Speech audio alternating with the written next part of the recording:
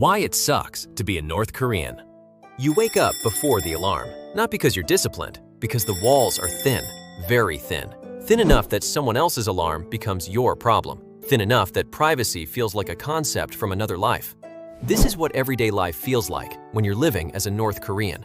You open your eyes. The room is small. Not minimal in a stylish way, small in a this is all there is way. You don't stretch much. You sit up, carefully, because even small sounds feel louder than they should. You are not alone, even when you are alone. That's the first thing you learn. You get dressed. Simple, repeated, predictable. You don't think too much about what to wear.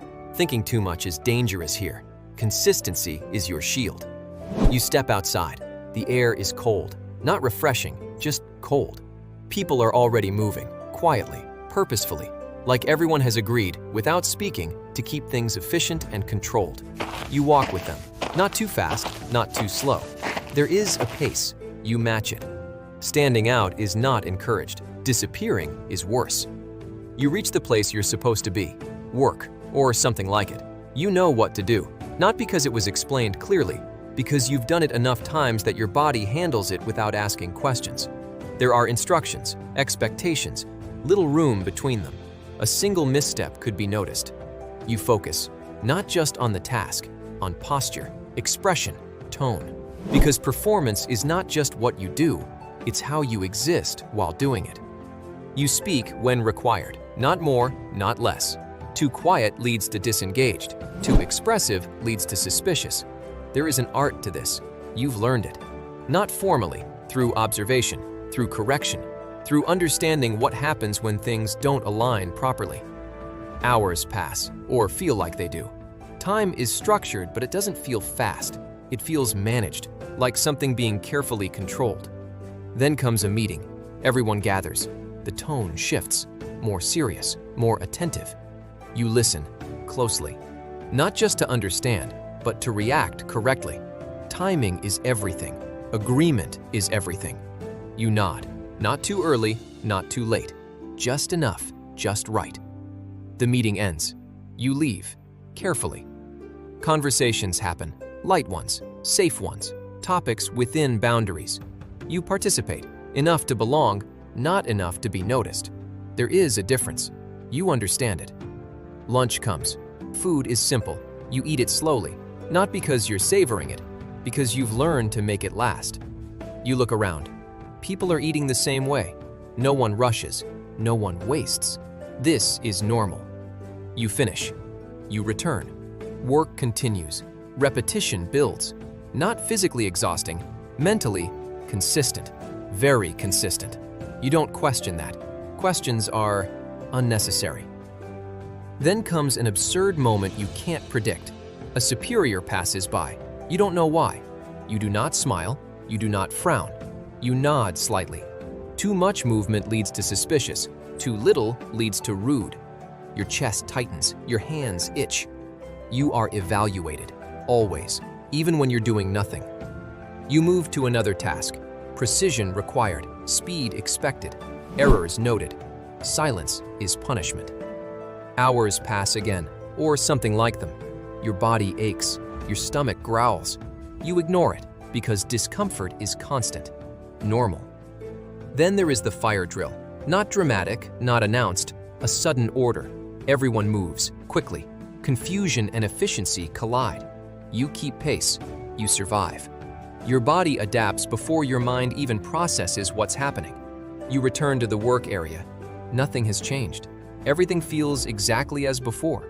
You go home. The walk is long. Every step measured, quiet, observed. You enter your building, past neighbors. Correct acknowledgement required. Brief, proper, polite. Inside, the room is the same. Has it changed? No, it does not need to. You sit down, carefully. Your space is tiny. Your movements are watched, sometimes indirectly. You adjust unconsciously. Even here, you are evaluated. Even here, you perform. Dinner is humble, simple, predictable. You eat slowly, carefully. Each bite measured. Even chewing has rhythm. Even swallowing is regulated by habit. Then comes quiet. Not peaceful quiet, contained quiet. The type that makes you hyper-aware of everything. You lie down. The bed is firm, unyielding. Comfort is a foreign language. You hear something outside. movement, voices. You do not react. Reaction has rules. You close your eyes. Sleep is not immediate, not guaranteed, and in the dark, your mind begins. Thoughts you avoid during the day appear now. Memories of what freedom felt like, dreams of another life, questions about choices you never truly made. You push them away. They are dangerous. Time in which you ponder is energy you do not have. Morning comes. Of course it does. You wake up before the alarm. The walls are thin. The routine is unbroken. You sit up, carefully, move, dress, step outside, walk with the flow.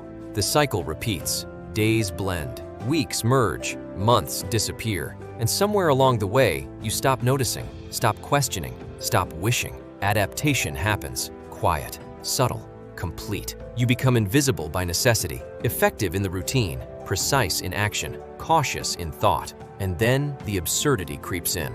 The constant evaluation, the micro ways, the fear of being noticed for the wrong thing. It's exhausting. It's exhausting. Not because it's dramatic, but because it never stops. You go through the motions. You perfect gestures that no one asks you to perfect. You memorize expectations that no one explained. You survive without noticing. At some point, you might forget who you were before this, or if you ever were. The previous version of you fades quietly, without ceremony, and that's when reality becomes complete. Not loud, not sudden, just constant. So yeah, from the outside, life looks structured, organized, controlled, and it is. But from the inside, it feels different. Every day is subtle survival, every action measured, every thought filtered, every movement evaluated. And you continue, day after day, not for glory, not for recognition, not for purpose, because none of those things exist here. You continue because it's the only way to remain. And maybe one day, you'll stop. Maybe one day, the routine ends. But until then, you wake up before the alarm. You move, you act, you exist. And you never forget that this is the life you live, because no one else will remind you, and there is no escape.